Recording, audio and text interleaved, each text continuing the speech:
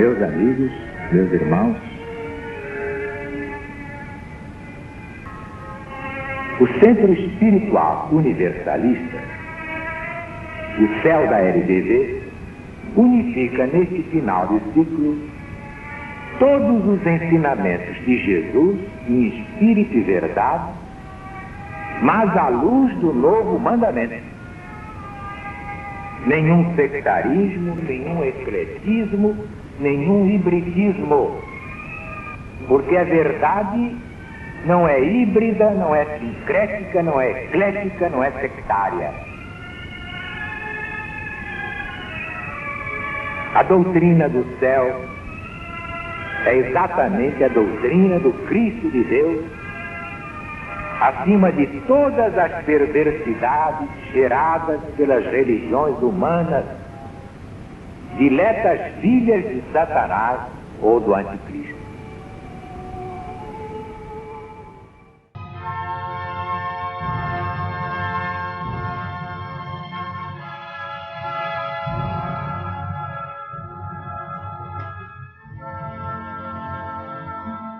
Doutrina do céu, Espírito da verdade.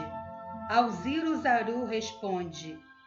A lição de hoje é João o Batista 2, publicada no jornal Gazeta de Notícias, no dia 1º de fevereiro de 1970.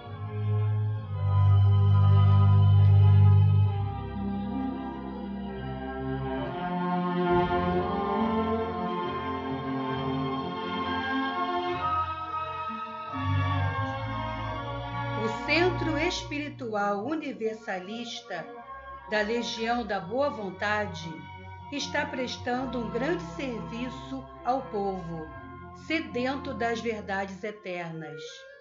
Como o céu explica a missão de Isabel?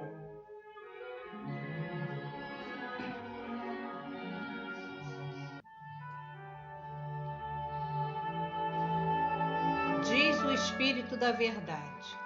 Acontece com a fecundidade da mulher o que se dá com a fecundidade da planta. Os fluidos que transportam o pólen para a flor depositam o germe no seio materno.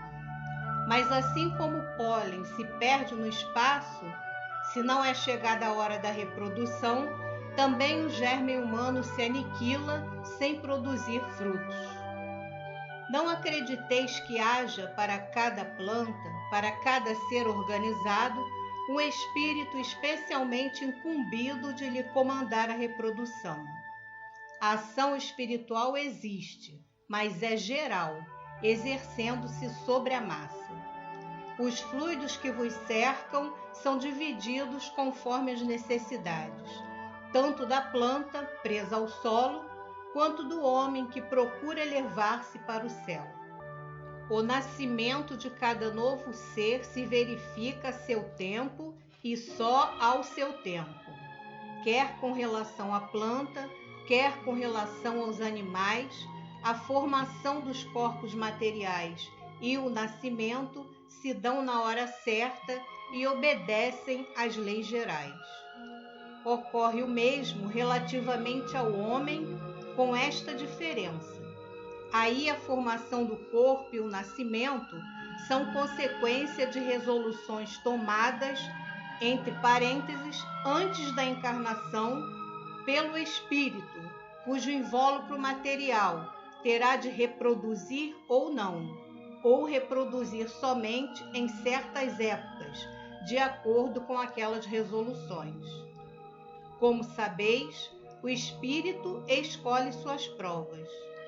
Não lhe cabe compor a matéria do corpo que há de revestir, mas, conforme as provações escolhidas, ele pede, antes de reencarnar, que esse corpo seja adequado às provas que lhe cumpre enfrentar. É, pois, o espírito quem, pela ação da sua vontade, congrega os elementos necessários e repele os impróprios ao fim visado. Quem prepara esses elementos são os espíritos prepostos à formação dos corpos em geral.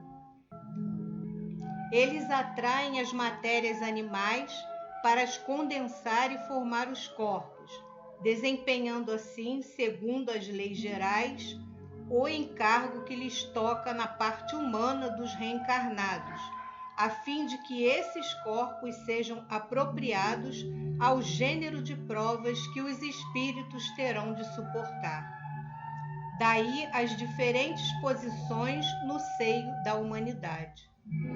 Ora, o espírito que vai continuar as suas provas pede, antes de reencarnar, seja a fecundidade material, seja a esterilidade durante todo o tempo da existência, seja ainda a esterilidade ou a fecundidade temporárias, que cessem em épocas determinadas, de acordo com o gênero das provações escolhidas.